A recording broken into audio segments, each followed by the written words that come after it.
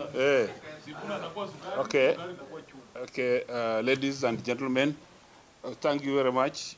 We are here on a matter grave for our side, the Western region. This is the sale or the purported lease of 30 years to one Rai. The man, the president said that either aende mbinguni, aende kwao, ama aweke chela. I don't know when he got sanitized. Now we are told he is the one now in charge of the very large, the only parastatal that was actively working in Nzoia Sugar Company. Ladies and gentlemen, we believe that there are games behind this which are not good for our people, Western region. This matter of the lease was a court matter. The court matter, it has orders here as we talk. These court orders bar the Ministry of Agriculture, Livestock and Development. It also bars the Office of the Attorney General, the state law office, to continue with the lease, and it was given out, orders given out on 23rd of April, 2025. It states clearly that the matter was coming for 12th of May, 2025. Now the PS, in his own kind of thinking, he goes further to write a letter now here. The PS writes a letter here directing. Now the letter is written on 8th of May. When the matter is coming on 12th, which is a Monday, he writes on a Thursday, instructs all the MDs to call for a meeting on 9th now, Friday, so that on Saturday they hand over the factory in Nzoia to one called Rai, the man in charge of West Kenya. We are now getting to know why they were rushing, because the matter was coming on Monday, setting a day for judgment. This is why we are saying, as people of this region, we are not going to allow Rai step and work in Nzoia against the orders. Number two, we are asking if there is a disconnect between the Attorney General and the government, because the Attorney General was served with this court order. She has not advised, or he has not advised properly, the ministry, which is government. The ministry goes on to lease because the order bars any further contract, issues with the leasing. Now it's leased, they have the court order. Now what will the court order do? Serve Kenyans. If we can't respect the institutions that we have in this country, I think this country is heading to where we do not know. People of Western have said no to Rai, because Rai is the one running Pan Paper. And the moment Rai took Pan Paper in 2016, there were promises that actually they will pay workers, the government will pay workers, up to, as I talk today and address this media, the staff of Pan Paper have not been paid from 2016. Now they are telling us that the staff of Nzoia, who have worked with Nzoia up to today, up to the day of takeover and handover, they will be vetted again, they will be reviewed, and then they are given 1 year to be in the farm, and then they will be left out. We have farmers who have money owed by Nzoia Sugar Company. The company owes them money. They are saying that it will be government which will pay, not Rai. Now, when you sell a factory or lease and change the name from Nzoia to maybe Rai Sugar Mills, or whichever the name that will come, after handover, the name is changing. Farmers will sue who? Nzoia will not be existing. And then the new farmers in Bungoma have got no contract with them. They will not sue the new farm. They will not see the desolate in Nzoia then. We are asking a question. My farmers in Kabuchai, Chwele, Misihu, where? They don't know the doors of the ministry here, that they come to be asking their money from here. And they will not be allowed to enter Nzoia because it will not be Nzoia by that time. I'm asking myself simple questions. If this is how we are dealing with people, and then also we are asking ourselves, where is the tender document? Where is some kind of central, where is the tender document that they used? There is no transparency in this matter. How many farms had to bid for this. Those are a few things I'm concerned with. We are here with leaders. When you see seated here, all are leaders from the region. When you see my Excellency Onkyo Mtata, when you see the Sifuna Edwin, when you see Ototi, and when you see my good friend Tindimwali, you can see that Western is concerned about the loss of this thing scrupulously. My farmers are thrown, they don't know where to go and ask for this money from. So, and also, where is the full list of farmers that in Nzoia had this kind of farmers? Peter Wanyonyi has 76,000, Wafula had 10,000. All this is their total list. They require this money and they will be paid on this date. When they did that, on 8th, 9th, there was a meeting of the MDs. And then the minister, Mutahi Kagwe, releases a press statement. In this press statement, he states how he is going to pay the staff of Nzoia up to 2020, up to 2026. And then there's nowhere in this statement it's written how he will pay farmers. These are the concerns we are coming here. And even the contractors, the suppliers. That's why we are here. And as Majimbo Kalasinga, the member of parliament from the region where we grow cane, I'm saying no to this man. He will not be allowed to step. We are going to organize maandamano, both air and in the ground, to make sure he cannot land. Until they will pay our farmers, until they will pay our workers, and until they will put open the tender, how things went. And if we proceed, this must be challenged even in a court of law to review the entire of this process not to work. Thank you very much.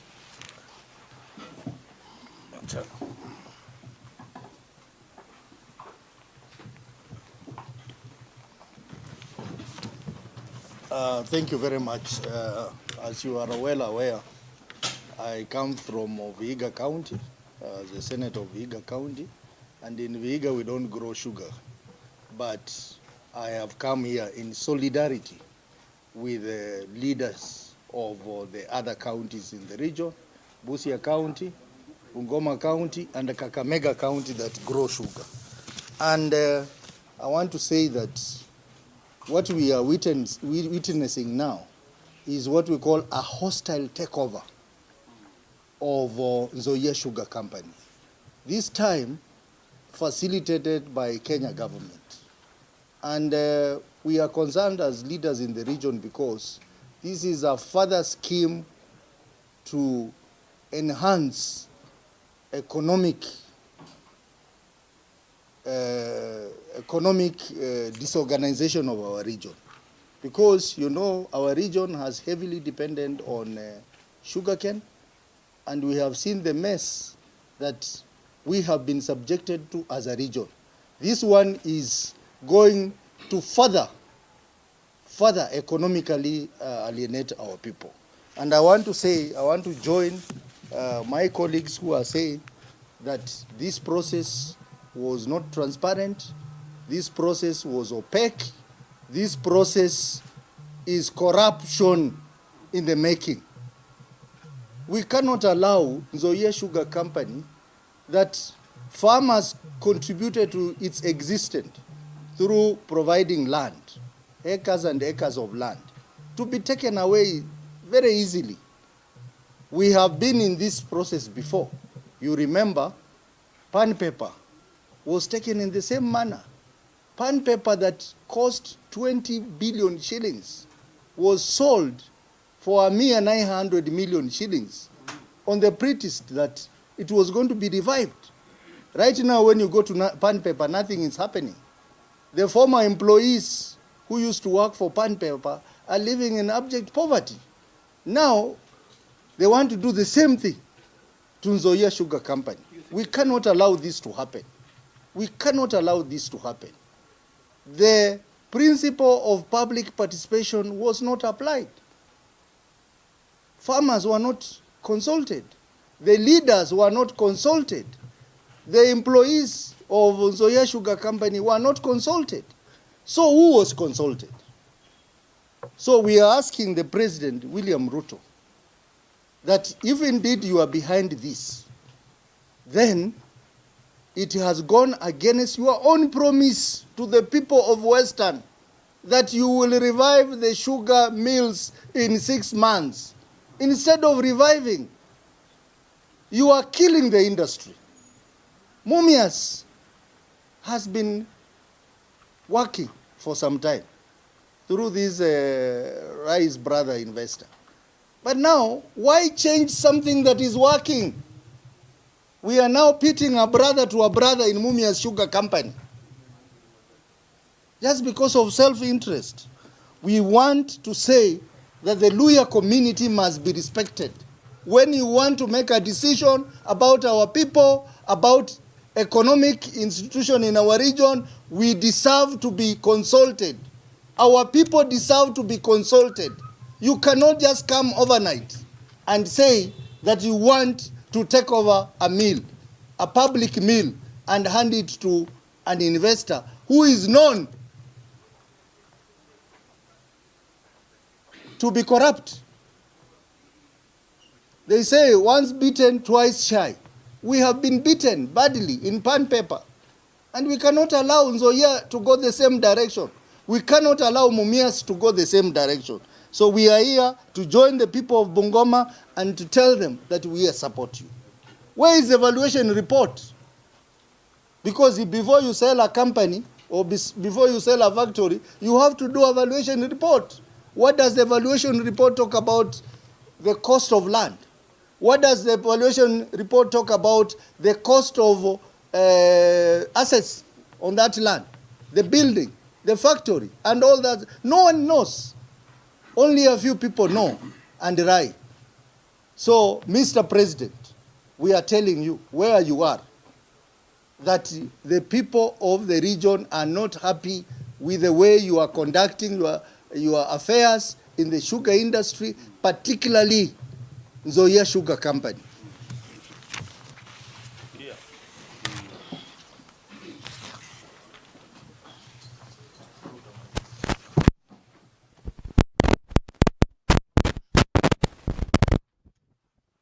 So, members of the press, this matter of leasing sugar companies, the following sugar company, that is Nzoia Sugar Company, to West Kenya Sugar Company, Chemelil Sugar Company, Sugar and Allied Industries Limited, leasing of Sony Sugar Company to Busia Sugar Industry Limited, and leasing of Horon Sugar Company to West Valley Sugar Company Limited is unacceptable. First of all, there's no common sense of leasing one sugar company to another one. What exactly are you doing? Giving one sugar company, instead of getting other players to come in and encourage that competition. When you do this, basically what you are doing is that those who are leasing the sugar companies will talk about the nucleus. I think there is about 24,000 acres. They're simply going to grow cane on that thing. There will be no need to grow cane from the farmers. And the whole reason why the farm land was taken away from farmers, right from Mumias, if you look at the colonial government's master print of sugar development in Kenya of 1952, it's very clear that the sugar industry was supposed to set up a nucleus estate and a mill to propel the generation and growing of sugarcane by the local farmers. So the beneficiary was not supposed to be ultimately the mill, it was supposed to be the farmers. So now when you return, when you take the 24,000 acres of Nzoia and give to West Kenya, any serious businessman will simply plow the 24 acres, grow the cane, and crush them in Kabras. He has no business going to get other farmers. So basically, the whole foundation of this lease is nonsensical. Even if it was well intended, it's nonsensical. It doesn't make economic sense. Number two, there was an international tender which was issued, a copy of which I have on my phone here, and it was supposed to come to end on 21st of March and to be assessed. When you read the statement from the minister, it doesn't mention the tender at all. What happened to this international tender for leasing farms? What happened to it?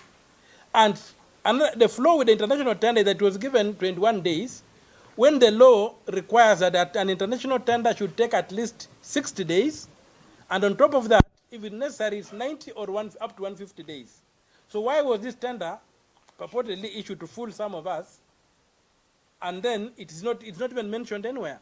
What were the results of this tender? Number 3, when you look at this statement, the opening statement in the press statement of the minister, it's total lies. It reads, the Ministry of Agriculture and Livestock Development has entered into an agreement with sugarcane farmers and sugar factory workers unions to pay cane delivery and salary arrears owed to both farmers and workers. Where is that contract? Where are these contracts? We represent these people. Everybody was ambushed. They know nothing about this. So when a minister is telling a lie, what are we dealing with? Is this a government? So further to that, they are not mentioning contractors, people who do cane. Personally, I'm a declared I'm a contractor in Nzoia, and I went out of my way. I applied for them on debt because the company was not paying. I transported cane for them. My tractors transport cane. I'm owed about 15 million shillings. Now you are shutting out this company without telling me where is the. I'm not even aware. I just saw drivers calling me saying that the company has changed hands. So if I'm so entrenched in the company, the last board requested me to continue supplying, and many other people, to provide services to keep the company afloat. They would pay us later. Then you just get ambushed today that this company has been given to Rai and is going to be called Rai Sugar Mills. It's not acceptable. So there was the question that the people were involved is not true. Because if there were anybody to be involved, I ought to have been involved. I was just ambushed. And finally, some of these mills are mills that simply import sugar. And I'm trying to begin to see a bigger picture. Earlier on, there was a law that the sugar bill that passed in Parliament. It was said that only mills will be allowed to import sugar. Now, the mills have been given to some people who are known to be not very good characters to run. So when now, some of these mills might not even crush sugar. They might just have tokenism, but the main business will be to dump Brazilian sugar in the economy, which has been the reason why sugar in Western Kenya has never taken off. But sugar is a very lucrative area because I transport sugar cane. And if you can get a lorry to go about 100 kilometers, 150 kilometers from Kakamega to Miwani to Chemelil, that's what my lorries do. They pick cane, they bring to the companies, they crush, and they sell and they make a profit. It means the sugar industry is extremely profitable. But when you look at the farmers, they are just paid a pittance, just something to keep them afloat. They don't benefit from it. What we require is a complete overhaul of the sugar industry, and the model that the colonial government had designed for Mumias, which was adopted by the Kenyatta administration, whereby ownership of the estate is public, management is private. When Mumias was at the peak, the managers, Bukatet, were private, but the ownership was the government of Kenya. Mumias began going into problems when they said they're privatizing. And remember, in the world there are two barons. You have drug barons and you have sugar barons. You don't have coffee barons, you don't have tea barons. Sugar and drugs are high-flying commodities, and in this particular place, I have no doubt that the Kenya Kwanza administration under President William Ruto are sugar barons. Thank you, and we are going to stop them.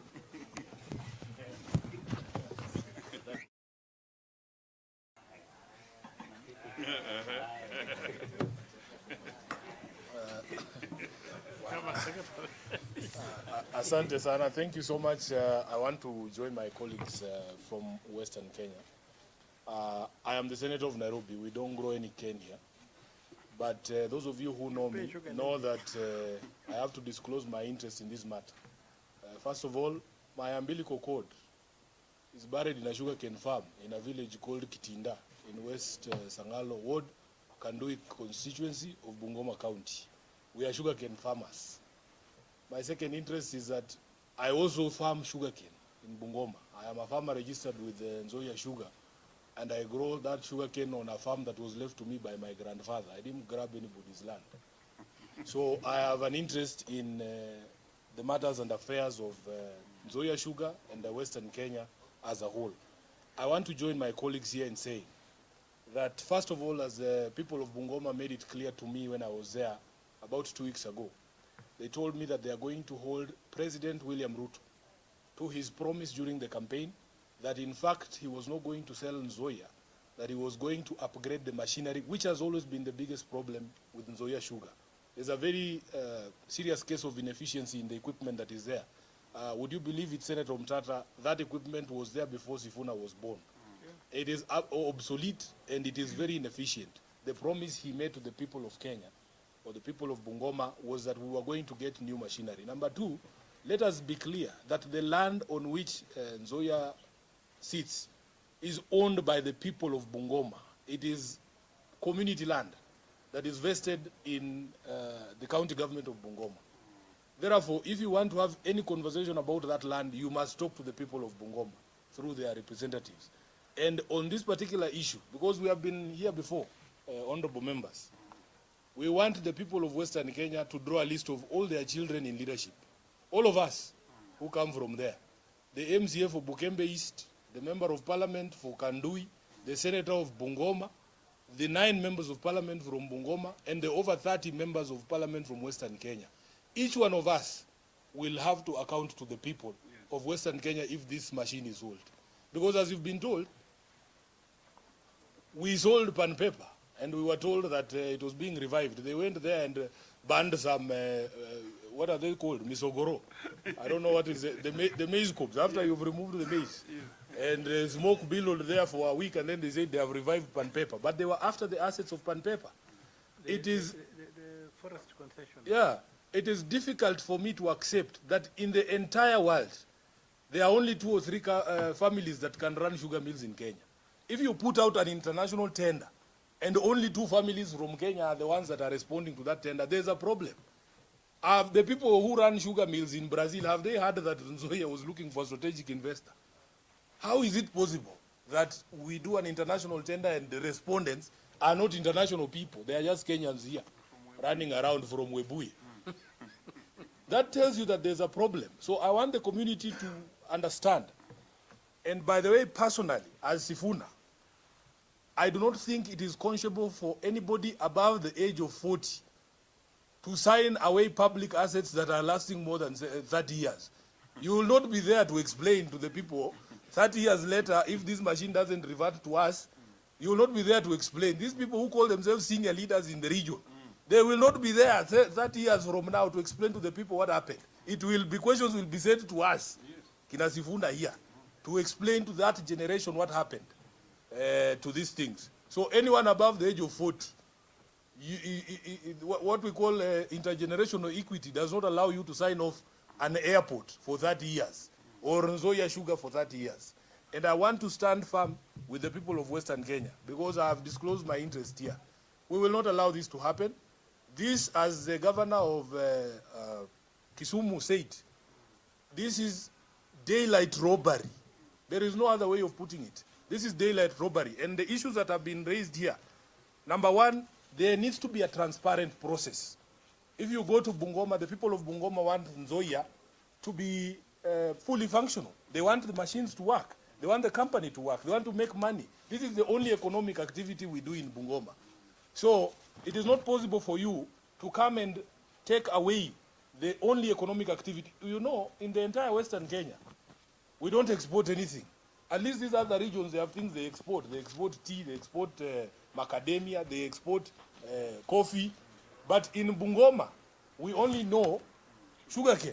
So our expectation was that even this process, when it was being undertaken, it will be done in a transparent manner. That you will involve all the stakeholders, including the farmers, including the suppliers like Senator Mtata and the others. And number three, we are very suspicious that in fact these companies are after the land of Nzoia. It's a land grab.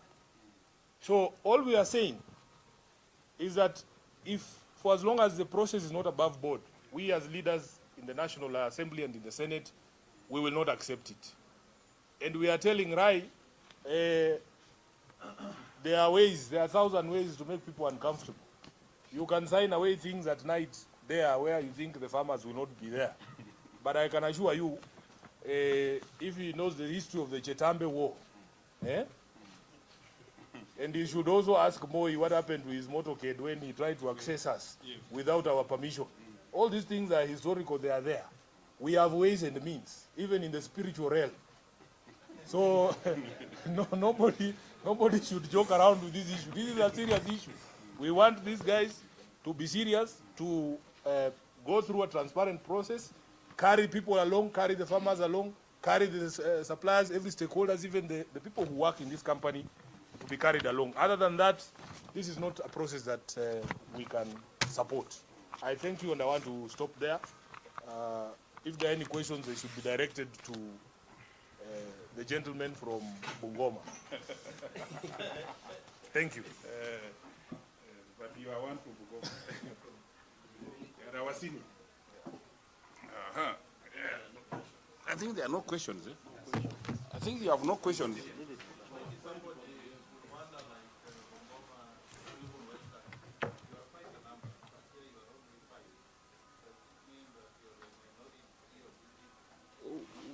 When you look at these leaders, look at this, even as Jesus, he had very few disciples. Who stood with him? Yes. 11. In fact, 11, one is the one who said, this is the one. So, we are here because we were voted. I was voted in a constituency called Kapchai, and I believe in those who voted for me. Some other friends also voted from other areas. They carried their cross. And you know, we shall stand in the court of the public. And these people you are seeing here, these are leaders who are standing with the people of Western. You can see for yourself. Those who are not here should rush very fast to come here.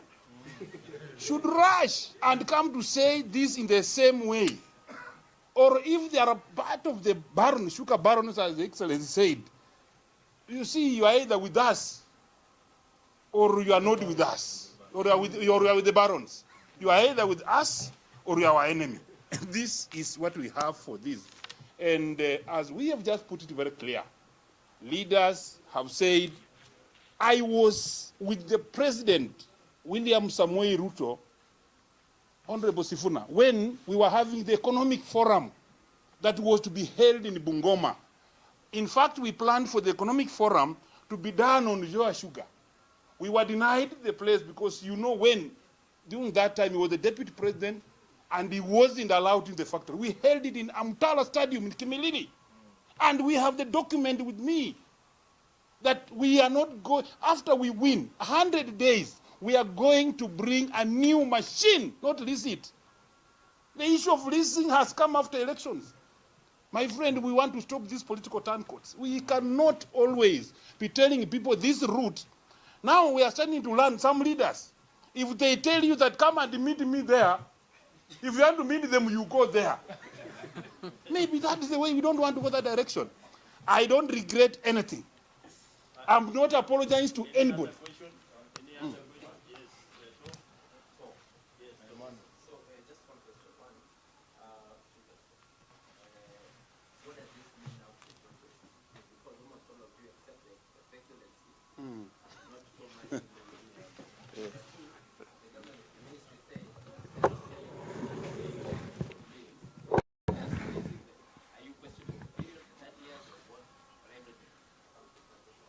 Well, let me help him to answer that. I think let's not bring broad-based issues here. This is a matter that affects our people, and we've been elected to represent our people. So it is not about which political party you support. You can see Honorable Mutata is a party leader. I am a deputy party leader, SG of ODM. He's from Fort Kenya. So it is not about where you are positioned politically. It's about the people and the interest of our region. That is the most important thing that has brought us here. Right. The second question? No, about the same, Your Excellency, my friend. About the same, we want also to see this. Broad-based government did not come to frustrate our people. I've listened to Senator Sifuna, the secretary of ODM.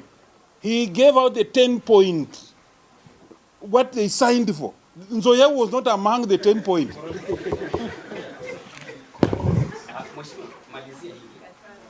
Rais Ruto alisema wakati huo akiwa upande wa Western kwamba kuna bwana moja ambaye anajulikana Rai. Wakati huo kwenye mabana alikuwa na uchafu fulani ndani yake. Sasa hivi ni mtu safi, ni kama pamba. Sasa hivi amepatiwa kuendesha kampuni. Pesa ni sabuni ya roho. Wimbo iliimbwa si Majimbo Kalasinga. Nafikiri pesa iliosha. Because mzee rais alisema akiwa katika shamba la Nzoia ilikuwa inanyesha. Ilikuwa inanyesha. I was there. Saa 11 jioni. It was raining. He said mambo ni mata. Alikuwa anamaanisha Rai. He said either uende chela, uende kwenu ama uende mbinguni. So amekuja sasa kuchukua Nzoia yenye walikuwa tunaongea akiwa hapo. That's why we are saying that nobody is satisfied with this kind of lease. You said it is called a lease, not a sale. I want you to look at me very well. I am 57 years. At me 30, yeah? At me 30 years from 57. That is 87 years. Nitakuwa nafanya nini dunia? To me and my age is selling. To somebody who will be there, I don't know. You have also to reason this. You are giving a competitor. A competitor of Nzoia is Rai. He has been West Kenya competitor of Nzoia.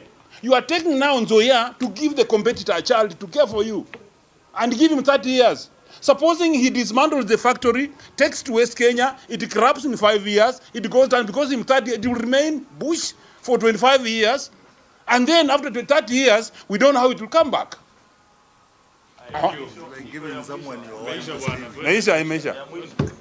Imeisha bwana. Iko press statement hapa tutawapatia. And then you can have it. You can have this one is a speech of Mutahi Kagwe. More Radio 88.2 FM. We are in charge.